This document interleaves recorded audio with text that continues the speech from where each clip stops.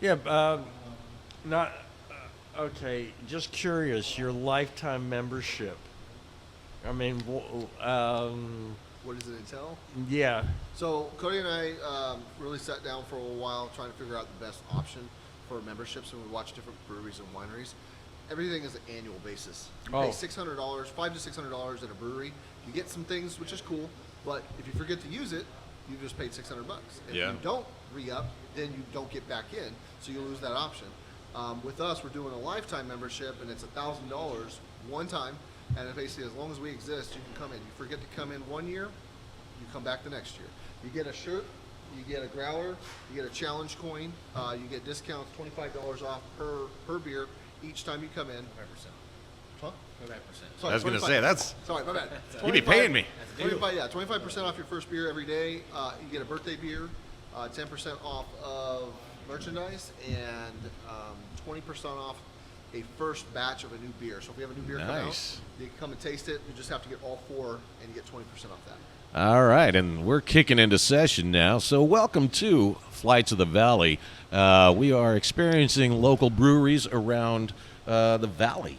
Starting off here at the brand new, not quite open yet, but we're tasting some brand new flavors that are going to be introduced to the neighborhood at the Reborn Brewery here in Clovis, California, right off of, right out near Cole and Shaw off of San Jose. So over here at 1018 San Jose in Clovis, you are allowed to come in and test. I'll let him tell you about the hours on that, on when that's going to be, but let's bring it in. We've got Ryan, and he starts with a C.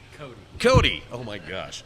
All right, Ryan and Cody here. They are the brewers and owners, and I've got my actually co-host Nikki right here with me. I'm Jim Thomas, and let's take it away. Nikki, how are you doing today? Hey, I'm doing awesome. I just left and finished a workout, so a couple of sampling of some cold craft brews sounds awesome.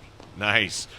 So I'm just learning how to use this software here and this computer, so I've got to do directing and editing or whatever at the same time. So forgive me while I go through this. We're going to get Ryan and Cody to explain to us a little bit about the brewery here and about some of the flavors that they've wonderfully brought to us. I've tasted a couple already, and I'm impressed. Coming from San Diego, that's a lot to say. So Ryan and Cody, I don't know who wants to go first on. All right, well, the inception of the brewery started in 2018 at my house doing homebrew. I started doing that for about 2 years before Cody came on in 21. We wanted to create a business, but we didn't want to just put out bad beer. We wanted everyone to have a chance to try it, so we brewed, and gave everybody a chance to sample our product. And we told people to give us bad information about it if it's bad, but we got tons and tons of good rapport. And then after about 4 or 5 years, we're ready to kind of push this to the next level. Nice. Trying to find a new place. It's a long process. It is. Yeah. And so did you both get involved together with this at the same time? No, actually, Okay. Ryan started off, like I said, in 2018. I came on 2 years ago. I actually married his cousin, so we're kind of a little family deal going on here. Right. Yeah. Yeah. Started visiting him, got in the process, kind of put my hands dirty, cleaning, helping him out, and then I was like, I can do this. This could be fun. And I have a background in biology and chemistry, and so I was using kind of the sciencey lingo and all those SOPs to kind of make the process even better than it already was. It already was good, but Wow. we just wanted to create that. And with those stepping stones, we're able to get to this size right now. Pretty cool. And as you can see behind Nikki over there, those are some pretty good casks going on. nice barrels. They look beautiful. So yeah, I married into a band once, and yeah, and great band, and that's a different story. But Yeah, guys, just kind of curious, how much beer does each of these produce? So these tanks you see right behind you right now, these are our 7 barrels. A barrel of beer is 31 gallons US 31 gallons. each one. So Wow. that's 7 barrels. So you do the math on that. It's roughly 210, 270 gallons of beer. Our current size is 3 barrels, 93 gallons for each batch that we can push out until we move up to our 10 barrel system. Wow. I'm curious, roughly how long does it take from start to finish to actually brew a beer? The single day takes roughly between 6 to 7 hours just to brew the actual wort, and fermentation takes about a week and a half. And then after that, if you're doing any additional flavorings or conditioning, another week. So start to finish from inception to kegging is about 2.5 weeks for most beers. Some, if you're lagering, can go up to a full month. Yeah. I don't know if this mic is picking you up very well, but Get closer. well, that's right. Get a little closer. Don't be shy. All right. So, asking about the size of these things, but you said, do you have any flavors that you like to brew for a long period of time that you've been working on? Roughly, well, one of our flavors is the New York 104 Kolsch. That one takes about 45 days because it's a lager and an ale, but the lagering time takes about 30 days total. So it's going to take a whole half a month to do the fermentation process. Then you got to let it sit for 32 degrees, just sit there in a tank. So it's probably the longest one we've done. I think the Mexican lager.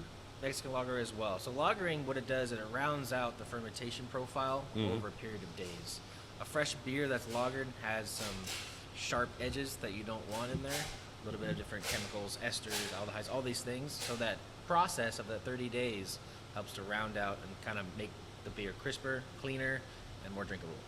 Well, don't give away all your secrets, because then the other breweries are going to be like, oh, that's how they do it. Holy cow. Yeah. We are collaborative. I mean, we've gotten so much help from the industry Oh, that's great. alone already. Yeah. And I think, and I believe, entire USA, internationally, that you need to be sharing how to brew. That's the only way to keep this thing alive.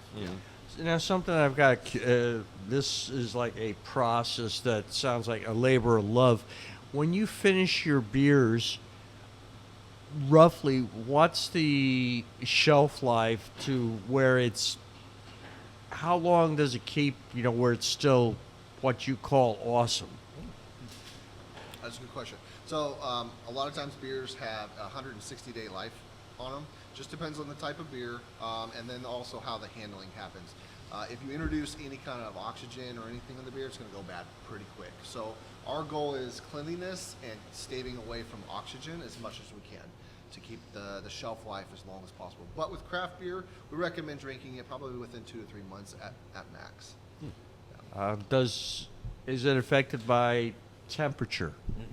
Definitely temperature, yes. And is that the same as can and in, let's say, a keg or something like that? Because I've got a kegerator at 5 gallons. That lasts me a while because I don't drink a whole bunch, but I enjoy a sip every day or every couple of days or something like that. Sometimes I go a week without touching it, and sometimes I'll have a party. Who knows? But a pony keg can last me, if it's just myself, 5 or 6 months. Is that about the time frame you would think on? Yeah, you're perfectly fine doing that as long as it's under CO2 pressure and it's always kept cold. Yeah. Your beer's going to last a while. With typical kegs that we go through, I mean, a brewery's going to go through a keg in a week. But for the average consumer at home, yeah, you're perfectly fine drinking that beer 6 months, 7 months. But it's also based on your palate, what you want. Well, I think that lasting a week is going to shorten up here soon, especially as soon as you open up. Oh, yeah. Oh my gosh, you're gonna be packed in here. So you're going to be opening soon to the public as an official tasting room. Correct. Do you have a tentative date set for that? Yeah. It depends on how much we work our asses off. Honestly. We've got a lot of some building projects to do, but we're hoping 90 days out. Nice. What about you, Nikki? What do you have questions for? Well, I'm not a beer connoisseur, so a lot of times I'll look at these cans and I'll see like all these numbers, IBU, and other types of things. So for us that don't know, could you please explain, explain to my pea brain what these numbers mean? Yeah, of course. I'm right there with you, Nikki. Yeah. So yeah, a lot of that stuff is very off-putting sometimes for people coming to craft beer. You look at other brands, macro brands, they're not going to have the IBUs sometimes. And basically it just explains the bitterness levels, the bitterness units of a beer, the ABV, obviously it tells you the alcohol level and just all that. You'll get little stories about how the hops play and the malt play into the beer flavors, and that kind of helps you understand what you're looking at when you're drinking it, your palate-wise. and coding. Yeah, and some brewers like to give away a little bit of their process. Something called dry hop. You can sometimes see triple dry hopped or double dry hopped, hazies, things like that. Those are just part of the SOPs they built when they add their hops into their beer. And it just kind of gives you an idea of what you're going to experience beforehand. Because perception is reality in beer. So when you're like, oh, I'm going to taste a passion fruit, guava, and apricot, I hope I'm going to do that. But there's also people who have different palates and everything like that. It just helps you immerse yourself into the experience. So, getting into hops, obviously there's different strains of hops, a whole lot. They go on forever. Okay. Are there any particular hops that you guys particularly like, and why would someone who's consuming, what would be, just share with us? I think the ones we like to use a lot of is Cascade, Citra, Pearl, a lot of the other fun ones that we have. Yeah. Eldorado. Are these local or brought in from faraway places? Brought in from not far away places. Most of the stuff is going to be either Washington. There's some in New Zealand, Australia. So there's a whole bunch, and Germany, of course. Ooh. They're all over the world. But We do have a farm out here, I think in Kingsburg. East Kent Golding is the tops. We don't buy directly from them, but they do have them locally if we wanted to get them. Now, I had no clue because I used to do wine consulting and used to host wine tasting parties on a regular basis. And it was 2019 January that I initially got involved. I knew nothing about wines.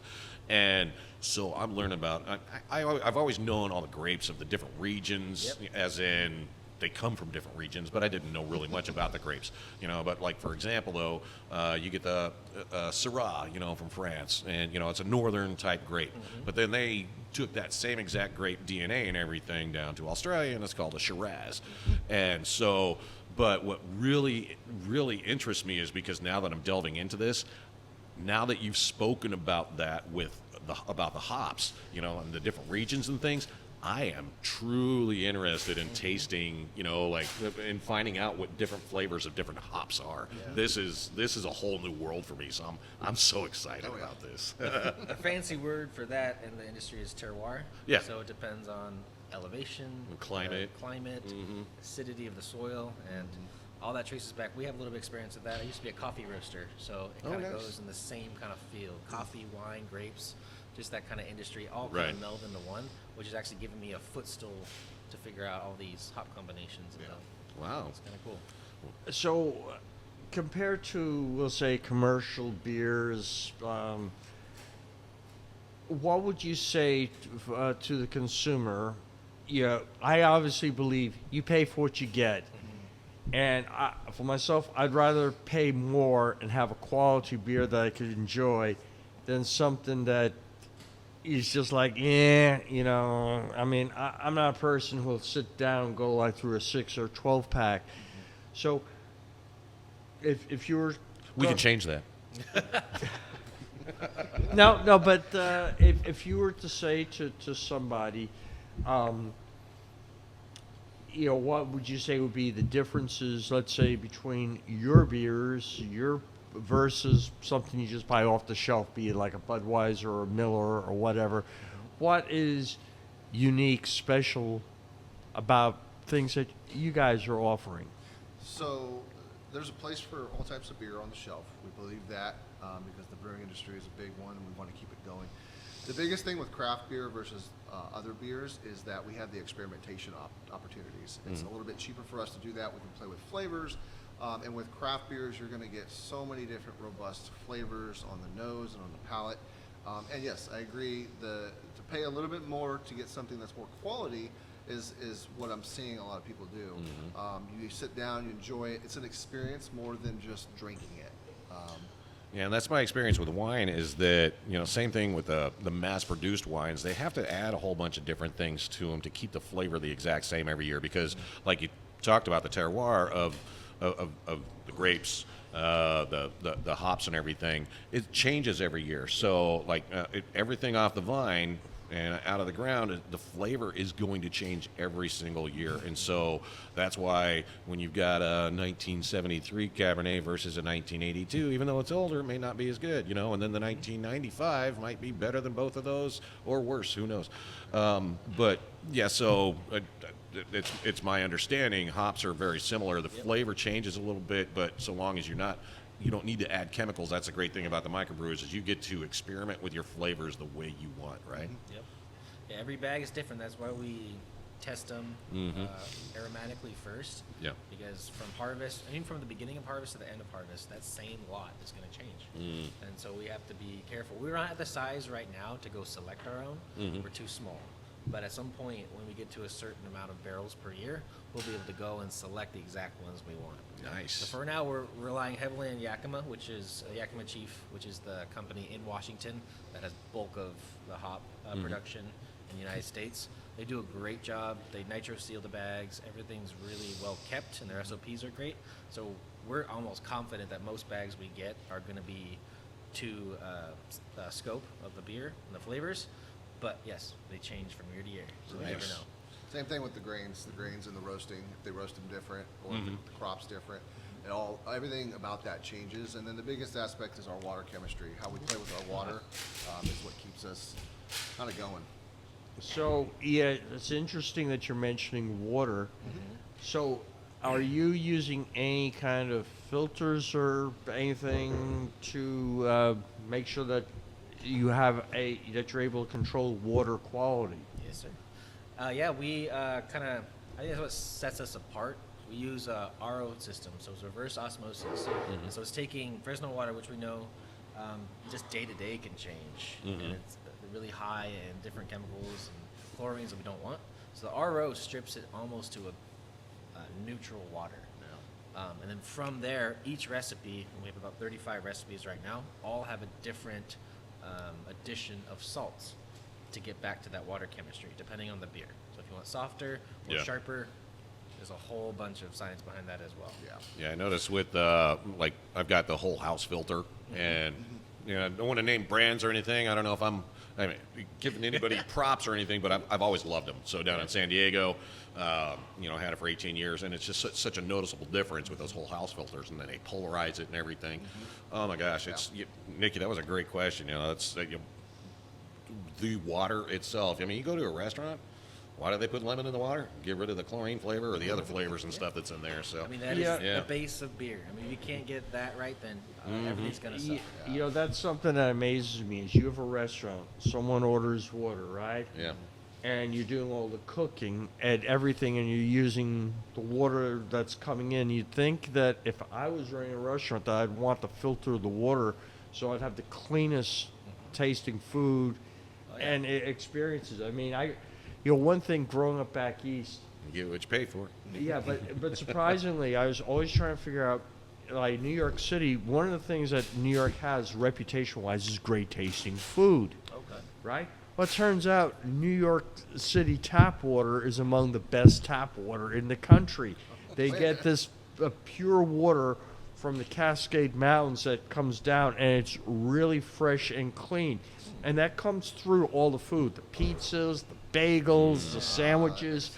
And I asked this on the water because it's I would hope that a brewery would filter out their water, because let's say that there was a certain European brand of beer that I would drink when people would offer, and supposedly it was a premium beer, but for some reason it always felt like there was like a dirt in the beer. I don't know if that makes sense, like a dirt aftertaste, kind of like something, maybe a sentiment from the canals or something. I don't know. Yeah.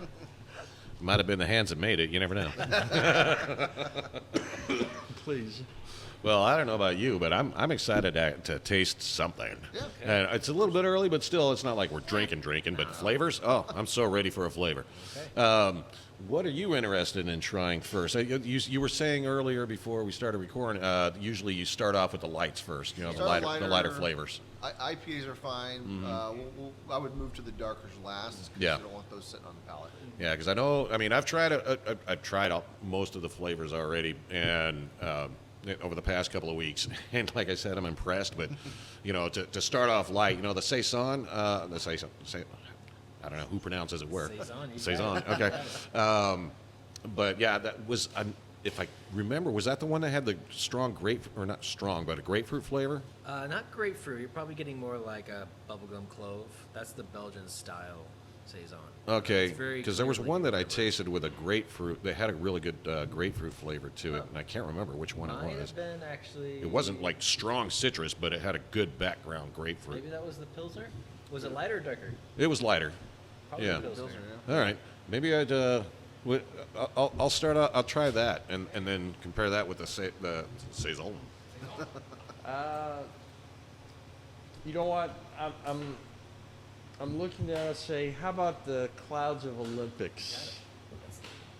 Clouds of Olympus. Yes, the hazy IPA. Ooh. Hazy IPA. Okay. All right, and here we go. I'm not filming you actually pour. So before I hit this hazy IPA, Oh yeah. Was this and the before I Pilsner? hit this hazy IPA, how about anything comments you'd like to make on this particular? Yeah, so this is one of our first flagship hazies. Some hazies are too sweet in the market, and so we chose actually to do a bittering edition. So this is going to have El Dorado, Mosaic, and Amarillo. So they're kind of older hops. We like to blend in kind of old school with the new school. Okay. When you get to the Dragons, we'll talk about that. But we like those bittering flavors to balance really well with the fruit. So you're going to get a lot of pineapple, mango, a little bit of guava in that guy. You can definitely smell it. It is amazing what the hops can do. And there's different fruit flavors and notes, spices and Yeah. stuff. Because back then, 5,000 years ago, it was just malt. Yeah. Malted barley, and they did that, and then they would add allspice cloves and stuff to give it different flavors until hops became a thing in the industry, and then everyone used hops for all kinds of flavors that you can get out of beer. Well, this Pilsner right here was exactly the one I was thinking. With it, and for for an early day, grapefruit's good for breakfast. Yeah.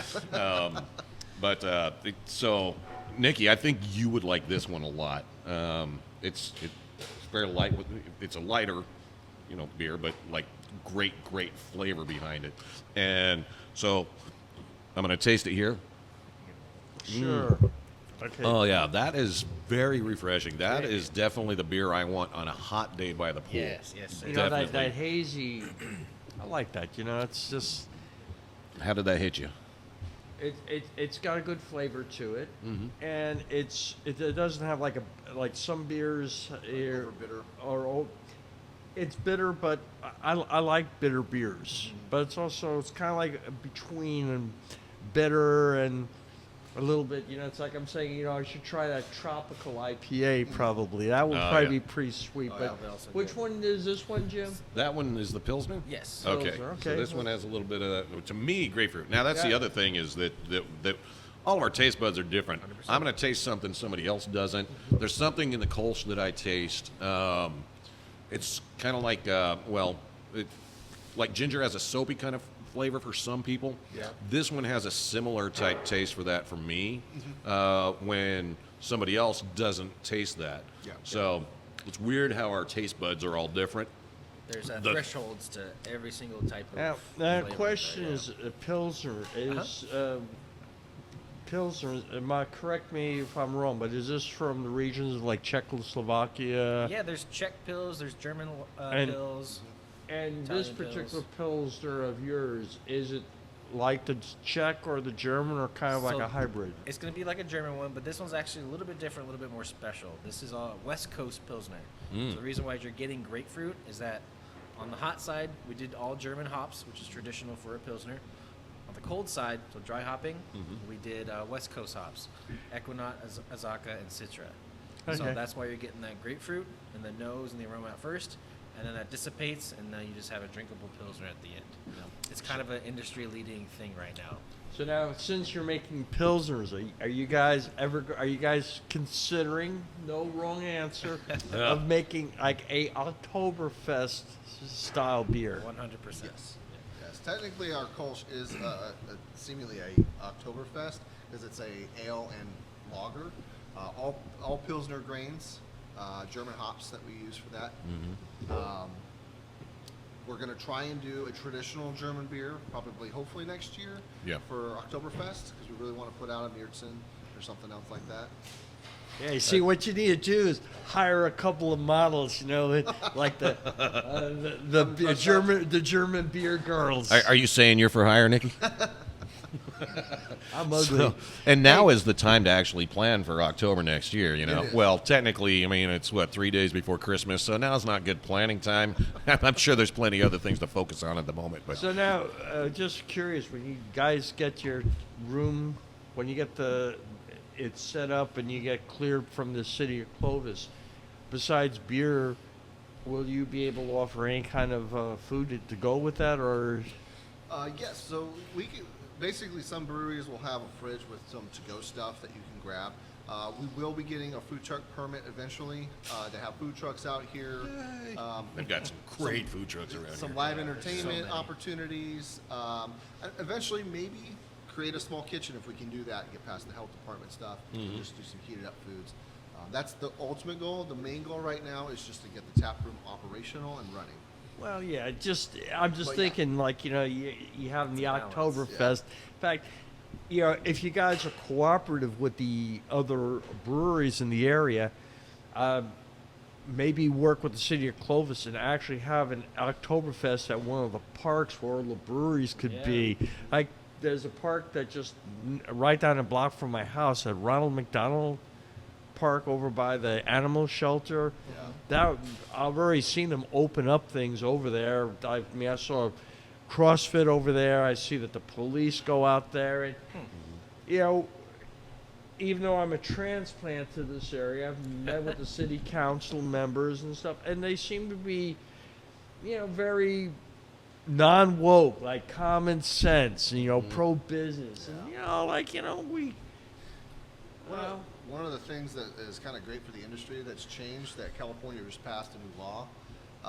As of January 1st, this next year, all breweries are able to actually sell pints of their beer at events. So if the city does an event, we don't have to just donate kegs or just have our kegs purchased. We can actually be there, sell our merchandise, sell our beer on tap right there at the event, which is a beautiful thing for us. It's absolutely ridiculous that they actually had to pass a law to allow you to do this.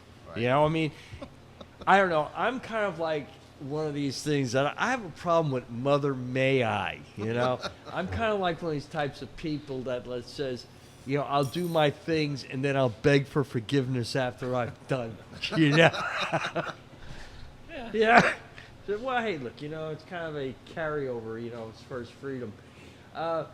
Now, I noticed you're saying you have Rise, so I'm kind of curious. Tell me about Rise. So the rye is something that we've really dived into because we like the grain. We like how the grain interacts with the beer making process. Rye is typically more of a drier grain. It'll give you more of a crisp, dry taste in your mouth with a slight hint of spice. Every rye grain is slightly different. The one we chose, Cody, again, I'm sorry? Viking malt rye, specifically for the Dragon's Blood. We don't use a lot of it. It's only a small portion of the entire grain bill addition, but we feel like it adds such a great, robust body to the beer. Okay, well, you see, the rye in the beer, that's not something that you typically see, let's say, in a commercial beer. No, Not really. There's a handful of craft breweries out there that have dabbled in rye. There were some great beers. I actually really enjoyed them, and stopped seeing them. So then, loving rye whiskey, I was like, I want to play with rye and put that into this batch. Oh, there we go. Okay, so Sorry, we're getting some charging going on here. yeah. So Because we're about to run low on this thing. So what is this Start with this particular guy. one? Start with that guy first. Okay. Yeah. So this one's Baby Dragon. Baby Dragon. It's a little bit less alcohol, but in the idea of it, we wanted to create another rye IPA that's sessionable. So it's a low alcohol. Okay. Now, Dragon's Blood, it does really well in the market, but it is a little bit more potent for our customers. So this one, as you can see, the color is a little bit lighter. Yeah, but- definitely. Yep. Definitely. But But, you know, as far as- 5.2 versus an 8%. Yeah, it's Yeah, a little different. Yeah, yeah, and I've got to say I was really excited because I'm not a big rye fan when it comes to like rye bread and the rye seed in general. And when I tasted this, I was like, all right, what am I in for? And man, am I pleasantly surprised. So- this is, you said the lighter one is the Baby Dragon? Yep. Okay. Yeah, and I wanted to taste these two next to each other. That was a great color. And so they're actually hopped. One has a little bit extra hop, but the Baby Dragon has one extra hop. But the design is mixing the old school with the new school. Mm-hmm. So there's our main bittering hop is Perle, which is, or Pearl, depending on how you say it. It's a German variety hop. It's a noble You know, variety. that is really very bitter. You can really But it's a balanced bitter. Now, what it's doing to my palate is, so if you have a really good steak all by itself, great tasting meat and everything, but if you add the right flavors, you get all these background flavors and stuff. You can taste a little bit of the salt on the back of your tongue, and then the garlic, kind of like explodes certain things. This right here is doing the same thing for my mouth. Okay. It's getting a variety of flavors that go all the way back to the back of the throat, and then when I'm done sipping it, and I just took a sip, but here I am talking, I can still taste it. And to me, that is the what I've been looking for is the flavor that sits there. You know what? I mean, I want another taste right now, but I can still taste it. And I want to keep it's an enjoyable flavor. A lot of bad beers, it's like, okay, that flavor is still sitting there. Crud, I got to taste something else now. This is not like that at all. You're like, I'm enjoying this a lot. Yeah, this thing is also smooth too, and Crisp. Oh yeah. it's you can sit and you can enjoy it, but you know what? Your stuff is strong. By the way, when you sell these in pints, right? Yeah, 16 ounces. 16 ounces. So for those that are viewing now, I'm a bit of a wimp when it comes to alcohol and stuff. But I can definitely feel the buzz in this, but that's probably saved me from DUIs. Because at this point I'm a fat cow, which is why I was at the gym. I got about to drop down about another 60 pounds. This was the first 4-pack that I bought, so I mean, I was like, you know what? I'm taking that home. Yeah, well, the other one I took home was the dwarven, The blonde. the dwarven golden ale. Yeah. Yeah. So that was the golden, and I took that because I know my daughters are really going to like that, but that didn't last. Well, that's They because didn't get we any were, yet, and that's now I gotta- because we were sitting so- around. But I think so I did went and bought- I had to buy some more. I reimbursed you though, right? Right? Hey, they're I good. wasn't a person who came and drank up your beer and left, right? I gotta say, Nikki, you actually have a great, like just considerable, thought, and with everything that you seem to put your heart into. That's why I love having you with me on this show. Well, you could go into somebody's house and you drink up their beer, and they're great hosts. But I believe in the law of reciprocity. Oh, Yeah. So when somebody does something for you, you should return in kind. It's Paying it forward's always good, if you can't return it to the other same person. But Well, great philosophies, and I I follow them. The thing about this is that this whole thing of like paying it forward is, I like to go through my life. I like to be kind. I like to be considerate. I like Gives to you- operate from love. It's a great feeling. Yeah. It gives me a great feeling. I like to be love, peace, tranquility. Because that way I don't have to shoot people with my 45. Yeah, that doesn't bring on the dopamine nearly as much, no. Oh no. Well, look, hey, You know, you gotta have things in life. You know, I mean, what could be better? You have good quality beer. You have fast cars. You know, and you know times when you want to go have fun, you want to make noise. You know, a lot of my friends have 9 millimeters, and I can argue. I can say, you know what? Your noise is different than my noise. Yeah, I like love singing. 45s.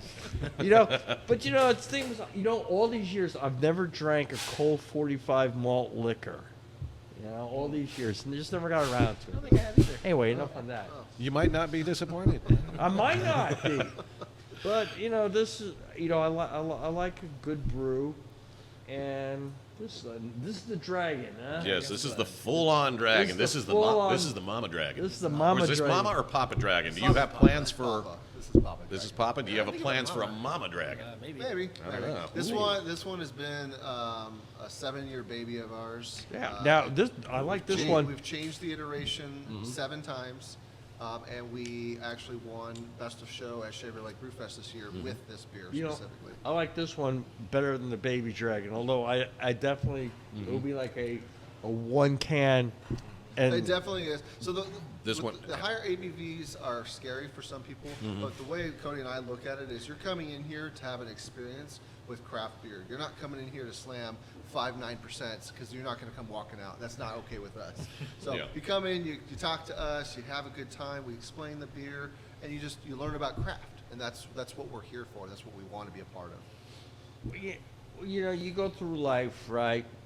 And you could, you know, my take is that I'd rather have less, but I'd rather have less of, but more quality. Yes. You know, because to me, there's what I'm going through my life. I'm not looking for. I'm looking for what I call value, and I'd rather have something that I really like, that I could really enjoy, rather than, you know, a lot of like stuff that's like, yeah, you know. I mean, Yeah. does that make sense? It makes sense, yeah. You know- Quality product. Yeah, it's and you're right about experience, because let's say, you know, you're out at a dinner, and you know, if you're out at a dinner, let's say with a significant other, or if you're out there with friends, right? You go through life, and you know, when you look back at your life, to me, I like to look back at experiences. I can tell this is hitting you strong already. Am I love you too, man. Am I piling it on or what? You know? I'm No. just teasing you. But no, but you know, it's like I really like to have. For me, I look back at my life, Yeah. and I like to look back at experiences. Mm-hmm. And to me, I really value my connections with my friends and people. You know, shared experiences and stuff. And you know, this is something that you could say, yeah, you know what? I went and had these brews. These were awesome. You know, if you had a meal with it, it would be Yeah. awesome. If you were at an event, it would be awesome. Yeah, it's, and you know, just, you know, most of us go through our day in, day out life. And now, by the way, I think what you guys are doing are awesome, because if you can find something that you have a passion for, Oh, yeah. right? That's just like, It's no longer give- work. Yeah, you know, that's a purpose. Yeah. We call Yeah. this our playground, basically. Yeah. We both Yeah. have full-time jobs, and we do what we got to do. When we come here, it's stress-free. Yeah. You know, we've had the woes of things breaking, maybe getting ourselves hurt half the time. Yeah. But 100% of the we're- Yeah, 100% of the time. But we love what we do, and this is just a huge passion of ours. So that's why I'm sitting here right now, is because I had the full-time job for the longest time, you know, and took care of the family, had the stability. Now I get to retire young and figure out what I want to do when I grow up. yeah. But I've always used my voice. I've done a lot of singing, did tons of theater with my kids, and you know, they're all grown up now. And now I'm like, all right, what do I want to do? And still using the voice. You I'm know- like, I'm like, okay, You know, we haven't tried anything sweet. How about that tropical IPA? Try the tropical. all right. Yeah. Now I do notice that on this dragon's blood, that the bubbles are a lot tinier. So it was almost a little bit flat to me. I don't know if it's just because the keg hasn't set, or if is that the normal. It probably, because the keg's almost about to pop. Okay. It's nearing its end. We have a new batch of Dragon's Blood Gotcha. currently in the tank fermenting. Yeah. This is our final and last keg, so we're pretty much going to be out for another 2 weeks. No. Unfortunately. That sounds like that sounds. Oh, you still have it in cans though. Yes. We Oh, we have yeah. a handful of kegs. That really sounds like just such an awesome name of Dragon's Blood. Now, what kind of label you got on the can? Actually, we can get yeah, that let's real see quick. what kind of label you got on that. All right. So, So tropical. This is a tropical IPA. Ooh, this is so So awesome. this is Dragon's Blood. And this is, as you can see, this is just a completely empty can, not topped yet. And Reborn Yeah. Brewing Company, Dragon's Blood. Yeah, because when I think of the dragons, right, my mind immediately goes to the dragons from Game of Thrones. Oh yeah. So, There you go. And like we were saying too, in the label you'll see a little bit about the beer profile. It explains explains our story, and then a little bit of the profile and the hops. Do you have that online as well? Not yet. Okay. The website is fully up. It has a list of current beers that we have available in cans. We are working on getting these labels posted on there. The social media, you can kind of see them as they come out. Now this is refreshing. This is kind of like the golden ale, like strength wise. Yeah. That's exciting. Or even the actually I think the Pilsner had a little bit more front flavor, but this has a really good like floral flavor to me. And this is heaven. So this is Oh my gosh, right in the I'm- middle between like a good IPA and a hazy IPA. So it's not 100% hazy, it doesn't have that body, Yeah. but it's all fruit flavored. So you're gonna get, this is perception is reality, So- kiwi, lychee, and mango. So those tropical fruit flavors. So this is where it's going to get difficult for me, is because this is a new podcast show. Now, we did one last week at Sequoia Brewery, and they've got some good flavors, and their style of doing flights is you pick a light or a medium or a heavy flight, and they just put whatever flavors they want in that. And I'm like, I want to choose my own, but that kind of made it nice to where, for me, that I had to choose new or Force yourself to taste try, yeah. flavors I wouldn't normally. And I actually was surprised with a couple of them. But the really hard part is because this is a new show, and here I am tasting your stuff, and your stuff blows a lot of other places away that I've been to before and haven't done shows with, that now I'm afraid, do I go do a show there or something? And then how do I try to praise them the way that I praise you guys? Because I'm seriously, this is phenomenal. Yeah. Appreciate that. Thank you. Jim, before we wrap up, Yeah. we have to show the audience that we have some cojones. Yeah. Okay?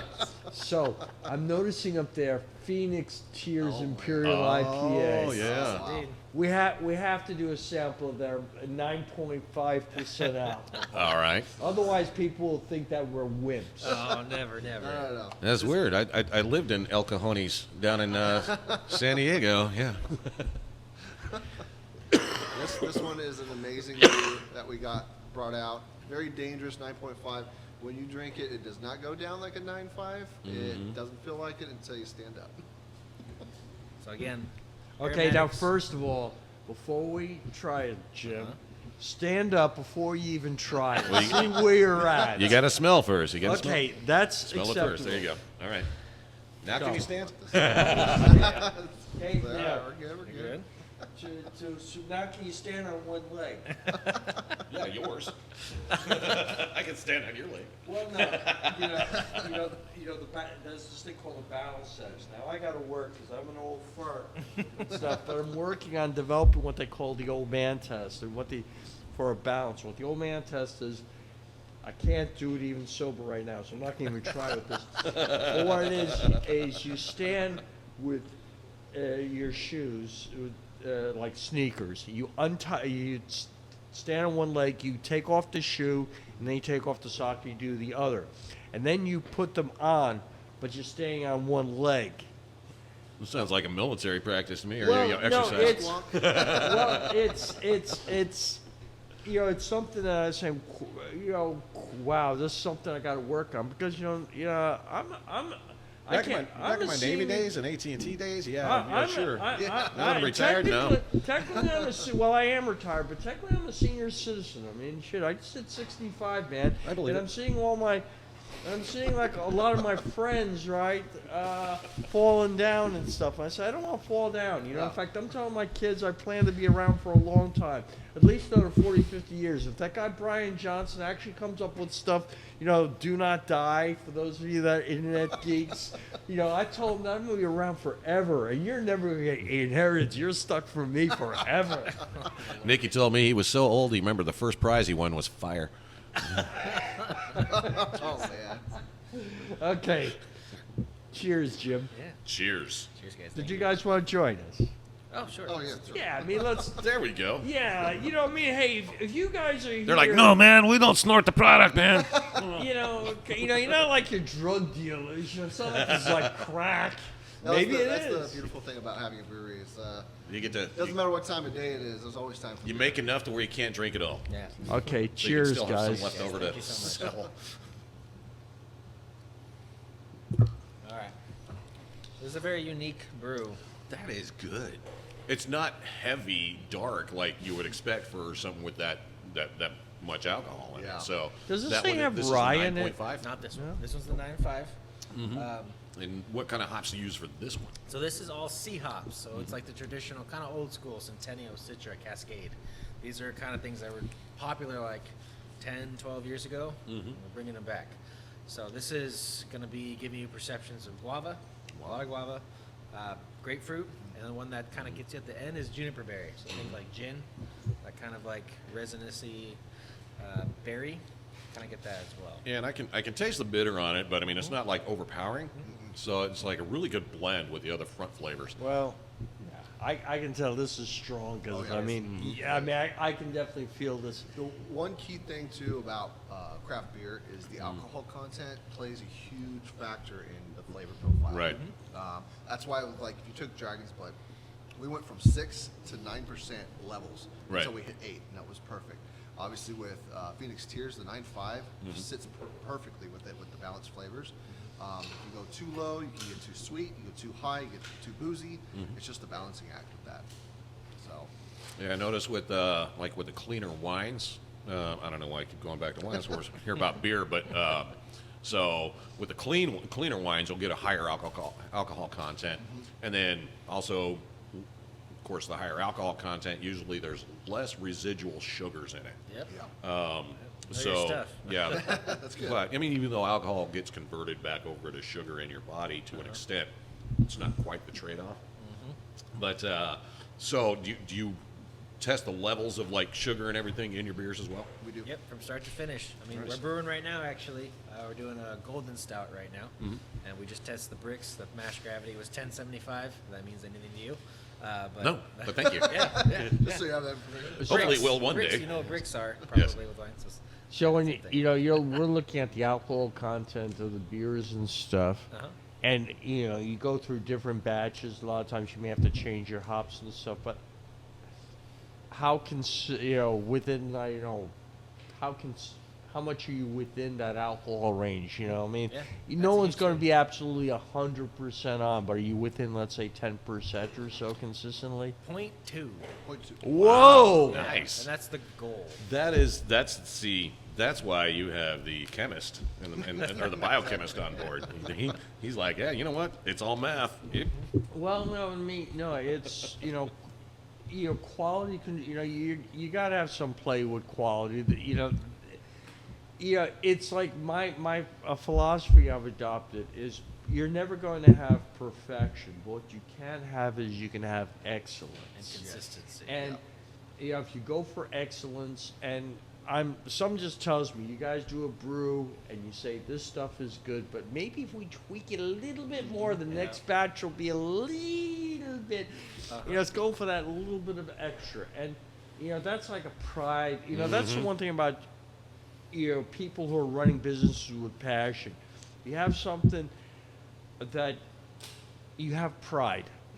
And that just makes such a difference. Oh yeah, and you can definitely taste that in the product itself. You can taste the care, and By the way, your philosophy that you adopted, does it know it's adopted, or does it think it, does it think that you're its real parent, You know what? It doesn't matter. It's love. Sorry, I couldn't help myself. Hey, look, you have That was to, the dragon's blood talking. you have to, I mean, it's, so many like friends of mine, acquaintances, same age, they're on all these blood pressure medications, cholesterol, and all this, right? So, my friend Johnny was visiting up from San Diego. So he says, "Hey, Nicky, you should check out AI." I said, "Okay, so ask AI a question." I said, "Okay, what's percentage of Americans age 65 who are on 0 medications?" And it said like only 11%, Wow. and I'm one of those 11%. So, life is good, life is awesome, and I want everybody's life to be awesome. And, if I can, we have so many, what I call people who like to be crap magnets, right? And, I would rather bring joy to people's lives. It's like when I go in. Yeah, and I talk to drama was people- meant. Yeah, drama was meant for the soap operas and theater. Yeah, and it's like if I can bring some joy to people's lives, I'm making a personal thing that if I can bring a smile to someone's face, make them feel a little bit better. If I can do at least that once or twice every day, then that's made my day. Yeah. You know what's going to really put a smile on my face is wrapping this up with 2 more flavors. Okay. One is that coffee vanilla stout. Yes, sir. And then the other one is, what was the other one? The porter. Porter. Okay, Those are the heavier ones. Okay, I don't drink coffee, but you know what? So it would be unfair for me to do a coffee stout, but I'll try that coconut porter. The coconut one. You know what? I mean, shadow coconut porter. Do that. I would do the coconut with the coffee vanilla stout, because it doesn't taste like coffee. It just has a tastes a coffee little bit. background. So which one Yeah. is this one? That's a coffee vanilla stout. Okay, well, you know what? Hey, You don't have a choice. If I can walk, I did a Tony Robbins thing, right? Cheers. I walk across hot cold, so I can do geez. this. Yeah. That's a coconut. Ooh, I definitely taste the coffee bean in that. Oh, Yeah, I can definitely taste coffee. Yeah, lots of vanilla in there. But actually, it's not bad. I definitely taste the vanilla. And if you're a coffee lover, this would definitely do it. This is like So this which- would be a fantastic cold brew flavor from Starbucks. So I mean, now- it's that good. This Basically is the equate that to cold brew with alcohol. okay. So this is the coconut porter. This is the coffee vanilla stout. Wait, Well, no, well- that Oh was- yeah. Oh sorry. You're good. You're So- good. I couldn't see the cut. Before I hit the porter, Oh, I can't get enough of this. It's tell me oh my about gosh. the porter. So the porter is just traditional porter. You're gonna get a lot of chocolate, toffee, and coffee flavors Yes. in there. Okay. But you're not gonna get those adjuncts in there, so it doesn't have it in there. Okay. And then we use toasted unsweetened coconut for this one, about 2 pounds for half barrel, and it's gonna just shine through in the nose, and on the back end palate, you're actually gonna get that subtle coconut. It's not like a strong pina colada I coconut. gotta take a sip of water to clear out my palate, because that flavor is just I should do the same. that's a strong stout right there, but as in flavor wise, but it's so good. Oh my gosh, oh that right there is just fantastic. And I was never a fan of like stouts and porters and stuff like that, because I've always like, no, I'm a beer guy, ex-Navy and all that, and I'm like, no, it's not real beer, Guinness and all that stuff, it's like I couldn't quite grasp it as its own separate thing, because they're not beer. It's brewed differently. I mean, you use hops and stuff like that, but it's kind of like almond milk. It's not milk. I mean, unless seriously, and you know what, I may be wrong, but I don't think almonds have nipples. They're not. No. No, they don't. Yeah, and that might be the Tiny stout hand. talking, but so they called it almond milk, and if they would have called it almond juice, I might have liked it. But I'm comparing it to milk. This is not milk. So, when I'm thinking like stouts and porters, and it took me a while to finally get past all that, but I was thinking, I want a beer, or an ale, Yeah. and not the same thing. Really isn't. I So definitely what- say if you're a coffee drinker, both of these are Very good. definitely if you're a Yes. coffee drinker. Oh, that is good. That is really good. That coconut porter. So Wow. probably what you might want to try there is that dark Pegasus porter.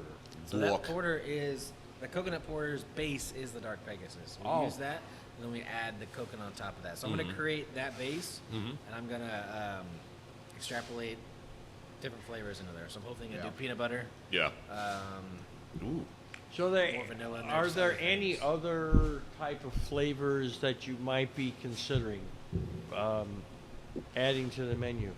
Like garlic or. Oh, yeah. a little bit of seasoning over there. Yes, we are going to introduce at least a couple seltzers. We know that's a part of the industry right now. We're not going to be shy to walk away from that How because about that's a market. how about any Yeah. kind of blood oranges?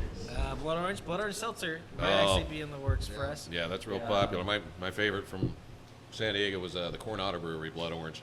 Oh yeah. Yeah. Yeah, Yeah, Ballast Point's got a great one too. When they have it on Are you there. talking about the Sculpin? Sculpins are good. Yeah, Grapefruit. Sculpin's really good. That's more grapefruit, but Blood Orange, I think they briefly had one, but their unfiltered Sculpin, oh, that one is That's very good. that one's real popular drink down lots. there, and Yeah. Ballast Point's a hard one to compete with, and like I was saying before, you guys have flavors that can compete in that market, and they're huge. Yeah, one of the biggest things with the 16 taps that we're going to have, like you see behind you, Yeah. we want to keep at least maybe 2 or 4 that are always experimental rotations. Ooh. So that way we're always playing with new flavors Yeah. and giving the public, because it's not our palates that are going to determine what we put on tap, it's the public. And if they love it, then we'll make bigger batches of it. If they don't like it, we'll pull that off. And that's kind of how we're kind of moving forward with every kind of beer we make. So the question, following up with, And what I'm you sorry, just which one said, was this one? Are you look? The dark Pegasus. Are you porter. looking Okay. at creating, let's say, one new brew a week or something for people to try? Not. That's Kinda a bit hard to do. That's advantageous. Or let's say we every have other we week. have a plan Probably to once a month. yeah. Basically, we have a smash beer plan. One where every it's- 1 to 2 months or something like that. Yeah, and we're going to create what's called smash beers of 1 hop, 1 grain. We have a 12-month plan. We're going to create one for each month, and they're all going to be different flavors. And it's going to be a test, and we're going to see what people think about them as we push them out. Yeah, because that would be just you could make that and you could make that a monthly event. Hey, yeah. we've got this new flavor. Tell us what you think about it, because your customers, ultimately, the people who come in here to the tap room, they can give you feedback on on. 100%. And we've always loved constructive criticism, feedback, because we've told people that if you don't tell us good or bad about the beer, we can't make changes. So if you truly don't like the beer, we will take a closer look at what's going on with the process and make it better. Well, here's the thing: human nature is that a lot of times It's beautiful, by the way. we don't. A lot of times people don't want to tell you what they don't like. It's it kind of goes like people pleasing around the world. Yeah. I tell people though, I say, hey, straight up, tell me it sucks. Like literally. Well, tell me. that's like I Well, was saying about the nothing- Kolsch, is that nothing- I don't like that type no- of flavor. I do like Kolsch's, but there's something on.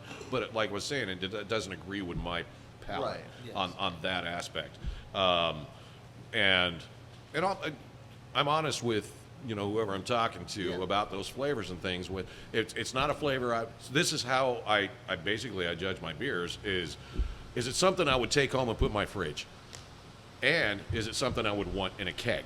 Right. So generally the porters and stouts I won't, because it's going to be sitting there too long because I don't drink it as often. But it's definitely every flavor that I've tried here so far today is something I would love to have in my fridge. And several flavors I would love to have in a keg.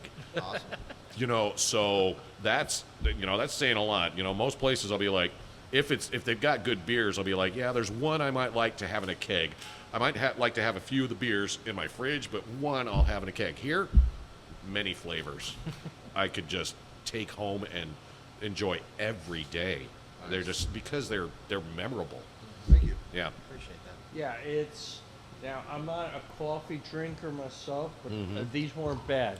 Yeah. I mean, most of the time I take coffee, and so it's like I want to Thank you. spit it out, but these ones went down smooth. Mhm. So that's actually a good sign. Yeah.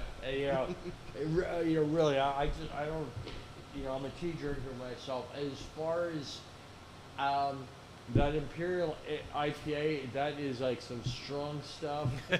I mean, but hey, look, we had to do that. So we're coming up here on 59 minutes. We're going to have to close it out. But do you guys have any, Ryan and Cody, do you have any final statements of what you would like to put out to the public for anything? Yeah, we are here Thursdays and Fridays, 5 to 7 for can sales. All right. Pretty much most weeks. We don't offer any tastings. We don't offer full pours yet. We're almost going to be open. We're looking at 90 days. We do also have a lifetime membership if you'd like to join on that. Come on by. We can explain it to you and tell you a little bit about how that works. And it is a lifetime membership. There's only 250.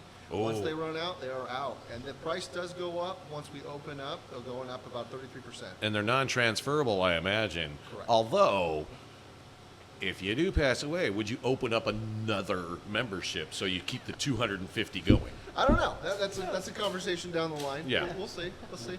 All right. Some ideas to throw out there. Yeah, and something I would throw out to you, you have these lifetime memberships. I can certainly understand because that enables you to raise up capital. But something you might want to consider is a lower cost annual membership. So this way you have cash flow coming into your business all the time. We've thought about that. We find the value in a lifetime membership over an annual is more intrinsic for our customers because they see like, okay, I got in now. And that's a large sum of capital just from the lifetime.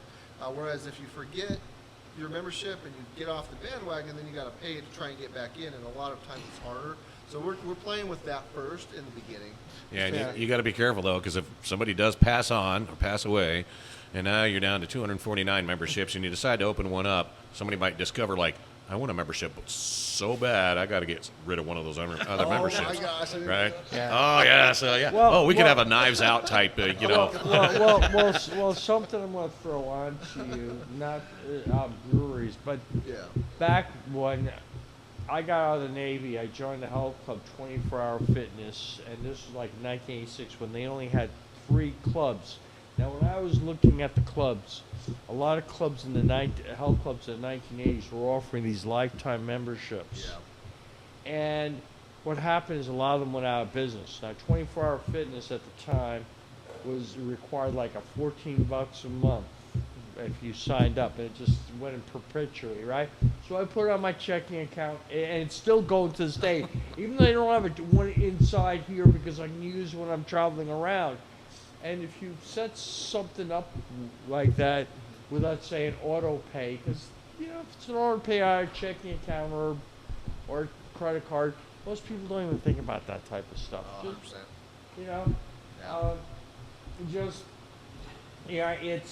It's also gives you a promotional things to get people to kind of come in and if you have a tap room and it's a chill place and stuff, then people come in, they have a good. It's kind of like that old TV show, Cheers. Now we've been tasting your beers and criticizing them, and well, not much criticism to actually throw out, but more enjoyment. Now it's your turn. Do you feel like you've been sitting here for an hour? No. No. Wow, sweet. We did a good job. Holy cow, we're professionals, Nikki. Thank you. So we are. You are. So we're finishing up here at the Reborn Brewery here at 1018 San Jose in Clovis, California. On your website, it does have 1018 East San Jose. If you put that in the maps, it doesn't come up as East. Okay. It gives you a couple options for, so if you just put in 1018 San Jose Clovis, it'll come up on the maps a lot easier. You don't have to put in the zip code. As far as at least my map shows. What's the zip code just in case? 93612. 93612. So, coming to you live from Clovis, California, we got Flights of the Valley here at the Reborn Brewery, and it's been a wonderful show. You got any closing statements there, Nikki? Hey, Thank you for hosting us, and thanks for the brew. Oh yes, Thank you for thank you coming. guys. You guys are beautiful, and I'm so excited because you're almost within walking distance to me. Oh, yeah. Once my back gets better, it will be in walking distance. Yay! So you have a beautiful thing going on, and I expect that you're going to open, and word of mouth is going to get out, and you're going to need to expand quickly. That's my prediction. So, I agree. all right. Awesome. Thank you very much. Cheers, Have a guys. great one, and Merry Christmas. Oh yes. Awesome.